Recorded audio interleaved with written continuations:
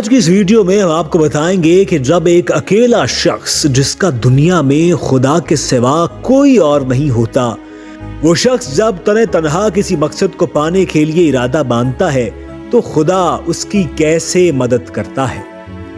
कहानी कुछ यूं है कि 1980 में रिचर्ड नामी शख्स ने अपना टेलीविजन ऑन किया और देखा कि रोमानिया से ताल्लुक रखने वाली ये खातून खिलाड़ी टेनिस टूर्नामेंट जीतने के बाद $40,000 का चेक वसूल कर रही है। यह सारा मंजर रिचर्ड को हैरान करने के लिए काफी था, क्योंकि यह रकम उसकी सालाना तनख्वाह से भी ज्यादा थी। चंद लम्हों में उसने फैसला कर लिया कि उसकी बेटियां भी टेनिस खेलेंगी।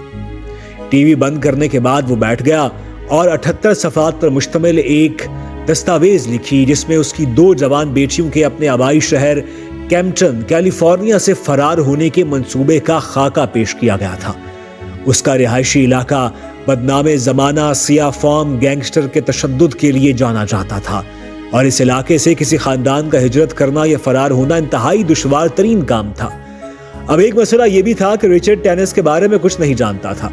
उसके पास अपनी बेटियों को इस महंगे खेल की ट्रेनिंग की अदायगी के लिए भी पैसे नहीं थे और शायद आपके लिए यह नाकाबिले यकीन हो कि उसकी बेटियां अभी इस वक्त पैदा भी नहीं हुई थी। अगले 5 सालों में वो टेनिस के मुतालिक मैगजीन्स और वीडियो कैसेट्स वगैरह जमा करता रहा। इसी से उसने खुद भी गुजारे लायक टेनिस सीख ली थी। 5 साल के बाद उसके प्लान के मुताबिक रिचर्ड ने अपनी 2 बेटियों के हाथ में टेनिस का रैकेट, वही रिसाला और वीडियोस और उनसे जो कुछ सीखा था सब कुछ थमा दिया। अब वो उन कमसिन बच्चियों का बाप भी था और कोच भी। उसने उन्हें टेनिस का खेल सिखाना शुरू किया।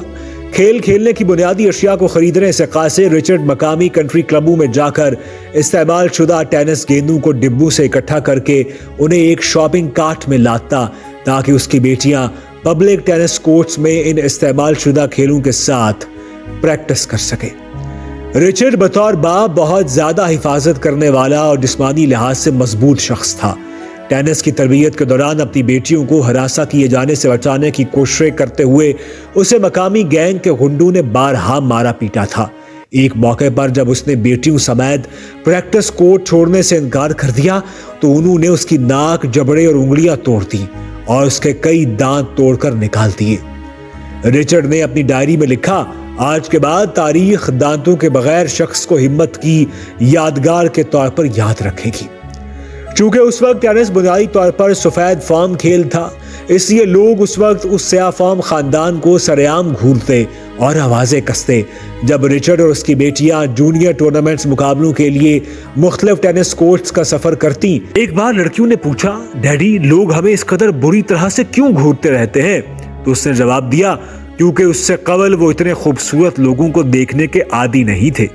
क्या ही खूबसूरत जवाब था। वक्त का पहिया तेजी से घूमा और कैलेंडर का सफा सन 2000 की तरफ बड़ी तेजी से पलट गया, जब दराज कद दुबली पत्ती स्या फॉर्म लड़की विंबलडन टूर्नामेंट फाइनल खेलने के सफर पर रवाना हुई और अपने आबाई यहूदी बस्ती से हजारों मील दूर रिचर्ड ने अपनी बड़ी बेटी को लंदन की अशराफिया, मशहूर शख्सियात और शाही खानदान के सामने घास के मैदानों में बिजली की सी तेजी से खेलते हुए देखा। ये वो वक्त था जब किसी ने भी टेनिस के किसी खिलाड़ी को इस कदर ताकतवर सर्व और तेज फुटवर्क के साथ नहीं देखा था और ना ही उन्होंने कभी शॉट्स की इतनी ऊंची आवाजें सुनी थी, जैसे हर गेंद को पीटा जा रहा हो और हर जरब पर गेंद दर्द से कराह रही हो। जब वो लड़की ऐसे मरहले पर पहुंची जहां डर के आगे जीत थी, तो लड़की ने स्टैंड में खड़े अपने वालिद की जानिब देखा, जो उसे फतह हासिल करने के लिए जोर जोर से चिल्लाकर हौसला अफजाई कर रहा था। रिचर्ड हमेशा से अपनी बेटियों को कहता आ रहा था कि एक दिन हम विंबलडन जीतने वाले हैं और ये जीतना हमारे लिए नहीं होगा, ये अमेरिका के बेबस और गरीब लोगों के लिए होगा। रिचर्ड का 20 साला तवील तरीन जदोजहद का मंसूबा अब तारीख के नाजुक मोड़ पर पहुंच चुका था।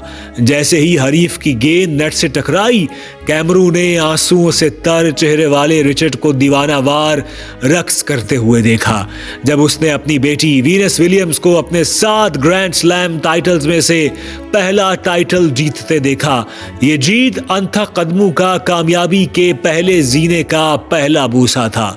उसके बाद अगले कई वर्षों में रिचर्ड ने अपनी सबसे छोटी बेटी सेरेना को भी 23 बड़े टूर्नामेंट्स जीतते हुए और टेनिस में अब तक किसी भी अजीम तरीन खिलाड़ी करार देते हुए देखा। टेनिस कोर्ट पर अपनी तमाम तर कामयाबियों के बावजूद वीनस और सेरेना ने कोर्ट के बाहर जो कुछ बर्दाश्त किया वो उनके सफर का सबसे मुतासिरकुन हिस्सा है। तमाशाइयों की तरफ से जिन्हें उनकी जिस्मानी साख्त की वजह से विलियम्स ब्रदर्स का लक़ब दिया गया था, इस बात से लेकर सेरेना की मखलूत नस्ल की बेटी को चॉकलेटी दूध कहने वाले मीडिया में हालिया तबसरों तक दोनों बहनों की लचकदार और मेहरबान शख्सियत ने नस्ल परस्ती और मुतासिब रवैयों के खिलाफ खड़े होने में भरपूर मदद की थी।